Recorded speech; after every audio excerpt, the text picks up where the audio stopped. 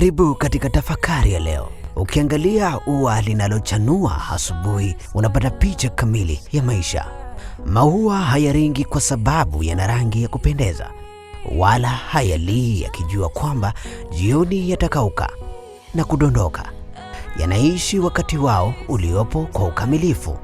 Yanatoa harufu nzuri, yanapendezesha bustani na kuleta furaha kwa kila anayeyatazama. Funzo kuu: maisha yetu ni kama ua, hatubaki hapa milele, na nyakati zetu za kuchanua, ujana, mafanikio au nafasi tulizonazo zina ukomo. Tuna jukumu gani kama jamii? Toa harufu nzuri kama vile ua lisivyochagua nani anayenusa harufu yake. Heri yetu iwaguse wote, wema na wabaya. Kuwa popote ulipo.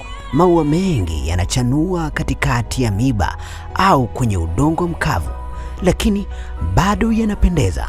Hata katika changamoto, bado tunaweza kuwa chanzo cha matumaini. Acha alama. Ua likinyauka, huacha mbegu ili maisha mapya yaendelee. Sisi na jamii yetu tunapaswa kuwekeza kwa vizazi vijavyo ili wema wetu usitoweke pale tunapoondoka.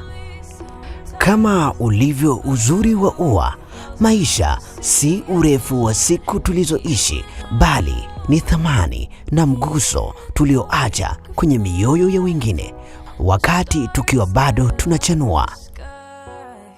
Na kufikia hapa sina la ziada kwa leo.